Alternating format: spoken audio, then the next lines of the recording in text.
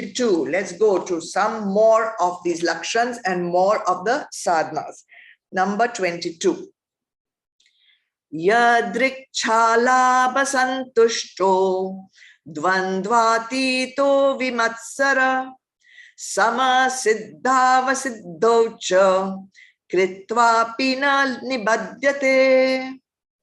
The karma yogi who is contented with whatever is got unsought, is free from jealousy, and has transcended all pairs of opposites like joy and grief, and is equipoised in success and failure, is not bound by his action.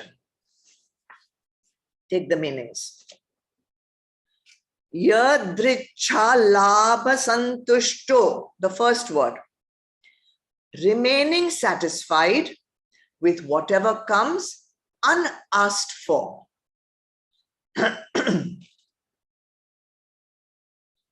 Then second word, dvandva tito, having transcended the dualities. Then vimatsara, free from the idea of enmity with anyone.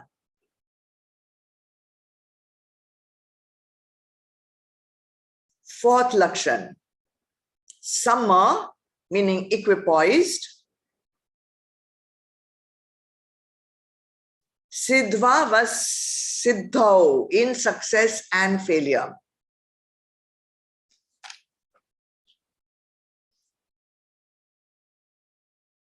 Sama siddha vasiddhau, equipoised, whether you are successful or not successful. And once again, the benefit, na nibadyate, is not bound, api even, kritva, by performing actions.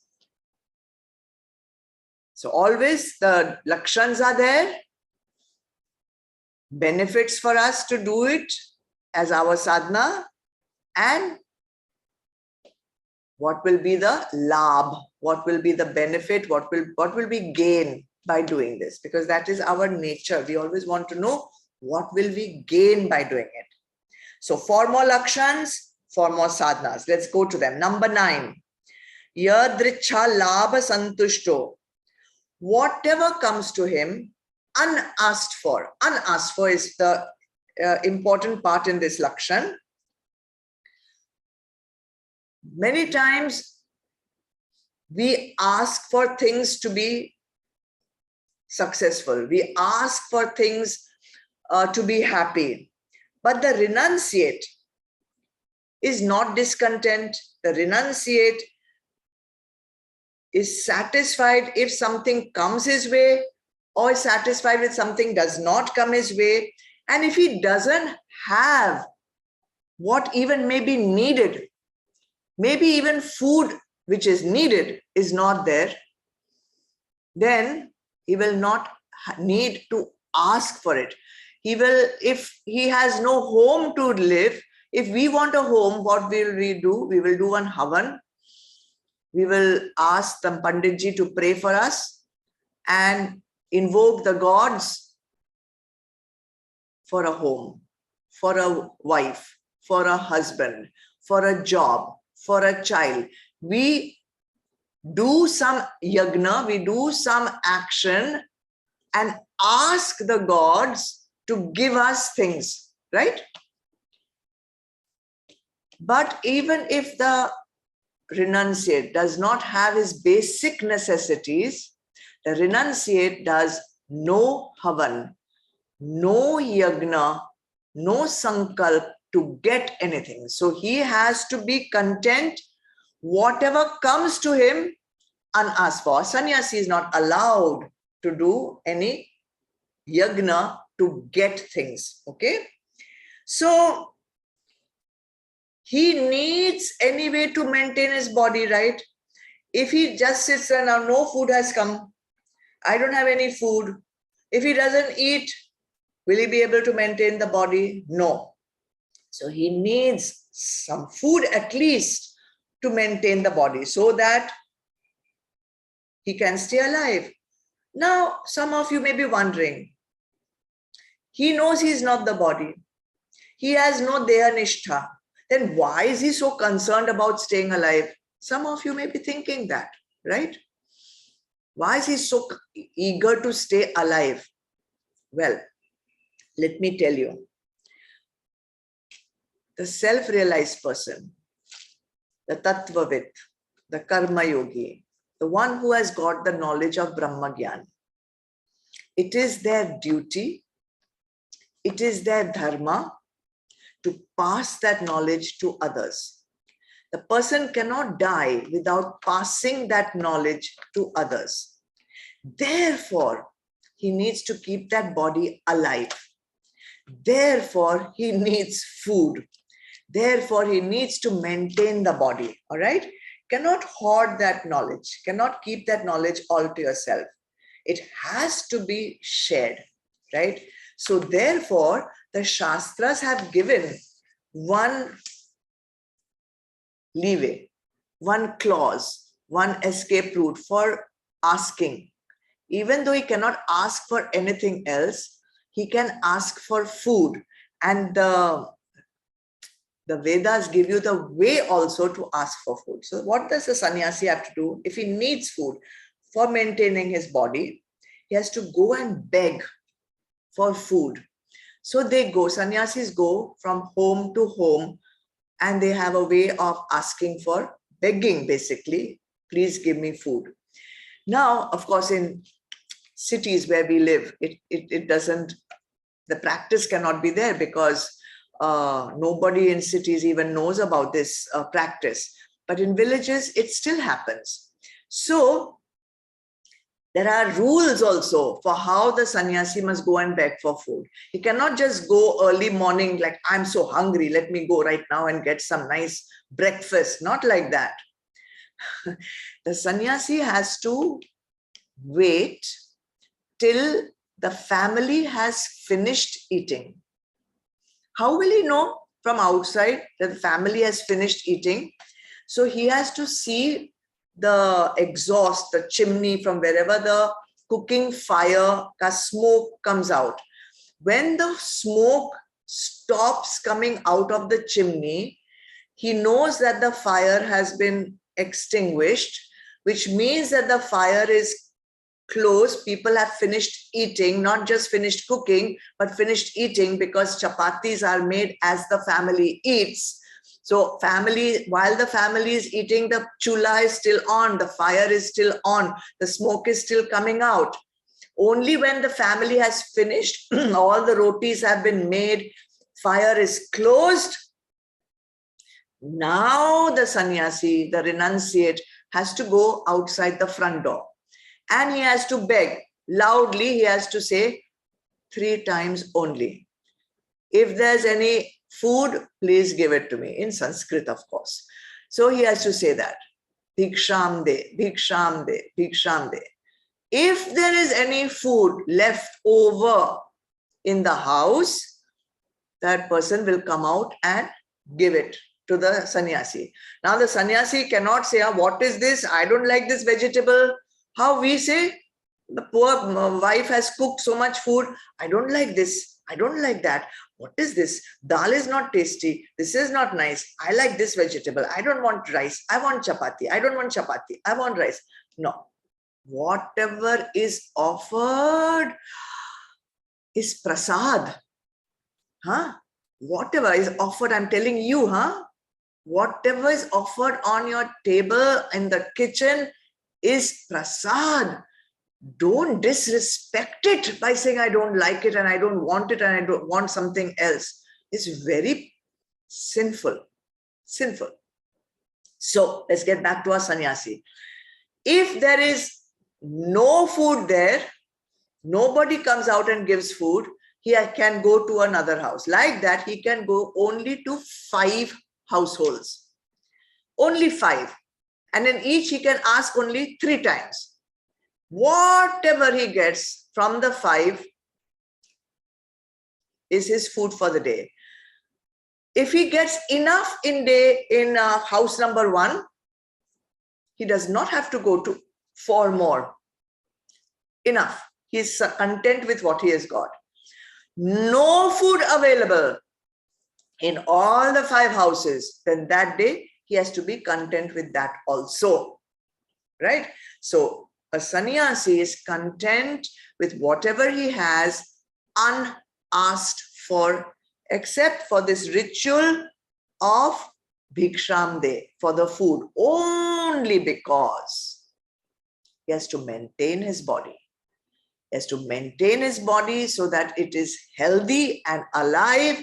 Why? Because it is his dharma, it is his duty to pass the knowledge which has come to him from his guru in the Guru Shishya Parampara. Otherwise, it's an insult to the entire parampara. It's a path for the entire parampara to hoard this knowledge. Therefore, an enlightened person, a realized person will not rest till this knowledge is shared, till this knowledge is acquired by somebody. One shishya, take it and move that parampara forward. Move it forward, guys. I'm telling you, one of you, do this sadhana, do this work, get it. I'm waiting to pass it. Till then, I cannot rest. Get it? All right. So, without being asked for, except for food, be content with whatever it comes to you and accept it as prasad. Okay? Number 10. Dvandva tito, having transcended the dvandva, dualities, pairs of opposites. As you know, everything in sansar is in pairs. If there's pleasure, there's pain. If there's day, there is night. If there's a up, there's a down. If there's a happiness, there's a sorrow. It cannot be without its opposite being there. So everything is in opposites. And that is the reason why our mind goes on wavering. That is why our mind goes on fluctuating. Any input comes, we know that there is an opposite for that. Okay? Sometimes the body feels hot. Sometimes it feels cold. Sometimes it feels tired, and sometimes it feels energetic. Sometimes there's pain, sometimes there's pleasure. Sometimes there is hurt, sometimes there's compassion. All this goes on happening. Sometimes there's pride, sometimes there's humility. And all this we go on reacting to. Everything that happens, whatever stimulus comes our way, this mind which has not been trained, these senses which has not been trained, it will go on reacting. And it will go on reacting to every single stimulus that comes. And sometimes we perceive so many different things because of this stimulus. We go on holding on to all the stimuli that we receive as, images which can never be removed from our mind. For lifetimes, we go on collecting all that stuff. That's all that you can call it. But a trained sadhak, someone who is progressing on this beautiful path, he knows that whatever my reaction is will cause karma. Punya or pap, whatever it is, both are binding anyway. So should I simply react to whatever stimulus is coming into me? Should I always go on comparing it to what I experienced in the past? Am I a slave of my past experiences? Or do I have the vivek? Do I have that ability to evaluate a new experience on its own value rather than the value of a past experience? The one who can do that will not allow himself to react. He will pause. He will evaluate. He will understand the consequences of reacting on a past experience. And then he will respond appropriately out of dharma, out of being shreya instead of priya. That person will rise above the dualities. Dvandva tito. He will be a man of wisdom. He will fully understand the situation. He will witness the dualities. He will be able to evaluate the reaction that is arising within him, but not reacting, pausing, and then responding. So, be equipoised. Sadhana for you and me.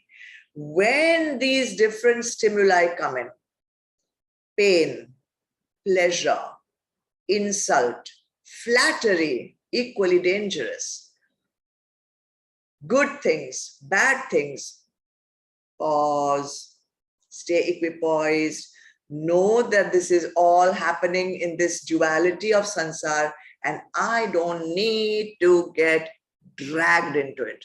Because when I get dragged into it, I will incur karma, and I know my goal. What is the purpose of my birth? My purpose of my growth is to finish this karma. I don't want to incur any more. Therefore, whatever may be the stimulus, good, bad, ugly, don't react, respond. Now, the next one, number 11, Vimatsara, being free from the idea of enmity. You know who is your real enemy? Not your neighbor, not the guy who cheated you, not the guy who's being rude to you. The real enemy are the 6 enemies we have within us. Kam, Krodh, Lobh, Moh, Mad, Matsarya. Kam, desire. Krodh, anger. Lobh, greed. Moh, delusion. Mad, abhiman, pride, ego. Matsarya, jealousy. All these are our 6 enemies, Urmi. They make us go in the wrong direction and do vikarma. Bhagwan has used the word vimatsara. You know the word for jealousy is matsarya. So he has used one of the 6 enemies to symbolize or represent all the 6. So here, let's see how this jealousy works. Let's say there are 2 colleagues. They are doing the same level of work in an organization. They are good pals. One of them, they're joined at the same time, right? They have been promoted at the same time.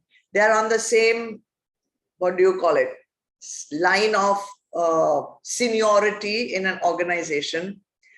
But one gets a good raise at the end of the year and the other one does not. Where will that friendship go? Where will that, bonhomie go? Now the one who does not get the raise is going to start feeling jealous. All of us feel jealous when somebody else gets more than us, or somebody else gets something that we did not get. Everyone has this vritti which rises. We may react to it or we may not react to it. We may understand it and subdue it, but the vritti comes up. If you are honest with yourself, the vritti will come up, right? From time to time, you may master it, but the vritti will come up. Even siblings, for example. If parent gives more attention to one than the other, one of them is surely going to feel jealous. You get a gift. Never bring a gift for only one child in the house. always bring for both, because that will make vritti of jealousy come up in the child who doesn't get the gift. Or husbands and wives. The minute one person gets more undue attention from someone, one of them is going to start feeling jealous of it. Or what else? Neighbors. One neighbor gets a fancy car, luxurious car. All the other neighbors are going to look out of the window and a little twinge of jealousy will come up. Twinge, maybe a small twinge, a peak, but it will come. And shall I tell you, even Shishyas feel jealous. You know why? Because the Guru gives a little more attention to one than the other. Something comes up, something, be honest, something comes up. So jealousy or matsarya is what is the name of this lakshan, the matsa. So what about the karma yogi? What about the renunciate? What about the man of wisdom? Does that jealousy come up in him also? How will it come? There is nothing to feel jealous about. You feel jealous when someone gets more than what you got. But the man of wisdom has got everything. He has got the ultimate thing. What more can he want? He doesn't want anything more. Therefore, he cannot ever feel that jealousy. He has conquered Matsarya. He has risen above Matsarya. He's not just subdued the Matsarya. He has risen above it. He's gone beyond Matsarya, and that is our goal. Our goal is not to subdue. Our goal is not to suppress Kam, Krodh, Moh, Lobh, Mad, Matsarya. That is not our goal. Our goal is to rise above it. See it from up, inconsequential. I don't need all this. I have the ultimate happiness. Therefore, I'm fully content. I don't have any desire. What will I feel jealous about? Therefore, none of the 6 enemies will affect him, not just jealousy. Sadhana for you and me. Remove these 6 enemies. That is your sadhana. That is what will take you beyond.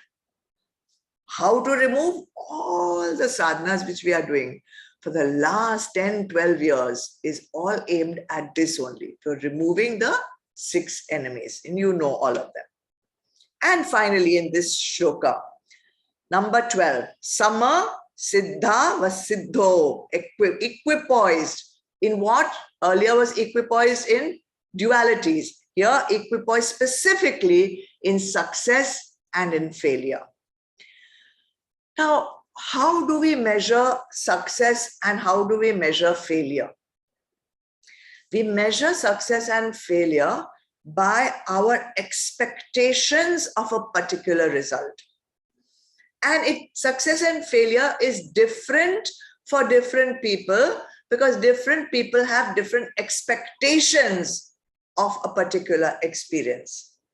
Example, let us say a person gets 90% in their exam. For someone, it's a great success. But if that person, if that student's expectations were 100% from that exam, for him, this result is a failure. So for one who was quite happy with 90%, maybe the expectation was 85%, 80%, 75%, he got 90. Wow, I'm so happy. I'm a success. But this person has 99%, 100% as their expectation from that exam, then 90% for that person is a failure. He's going to be despondent, dejected, depressed, unhappy. See how relative it is, success and failure. The same thing happens in a marriage. Let's say there is a marriage. Things are very peaceful. Things are very quiet. things are very tranquil. Everything is going on very smoothly, nicely. For one spouse, that marriage may be a successful marriage because that's what that person expected from the marriage. But the other person wanted drama, wanted excitement, wanted adventure, wanted entertainment. What is this kind of marriage? It's boring. For that person, this marriage will be a failure. So there is nothing like success and failure. It is a person's expectations or perceptions that will make it successful or failure. What about the renunciate? He has no desire. He has no expectation. So for him, there is no question of success and no question of failure. Whatever it is, it's prasad. Whatever it is, he has accepted gladly. No expect, only accept. Therefore, he can be equipoised in success, inverted commas, or failure, inverted commas. For him, everything is perfect. The way it is beautiful. So, change your expectations a little bit. Don't go on measuring things with your expectations, because your expectations are based on some past experience. Look at it in the present. What is this for me? Can I not be happy the way it is? Can I not be happy the way my spouse is? Does my spouse have to be a little bit different for me to accept success or failure in marriage? Guys, what are you all doing with your life? Whatever is good, deal with it and move on. Don't go on thinking, oh, my life should be like this, success, failure, none of that. Now, after giving all these 4 lakshans of a karma yogi and indirectly telling us also to do these sadhanas, Bhagavan tells the last benefit, kritva pina nibadhyate. You do all this, live in your sansar, do all the actions like this, then you will not be bound by the actions. Your actions will not give you pap or punya or any karma. You will be liberated while doing actions. You don't have to give up all actions. You don't have to go and live in one cave in the Himalayas to not be bound by actions, because living in a cave in the Himalayas is also an action, and it will also bind you. How? Because sitting in the cave, doing absolutely nothing, pretending or trying or whatever to do meditation and be perfectly still, if your mind is gone back to sansar, if your mind has gone back to the whirlwind of sansar, then you will be in action while being inactive. So don't have the wrong ideas of how to be free from action. This is Bhagwan's message to us. Let's go to the last shloka for today. I hope you have time. 23, I will not take much time.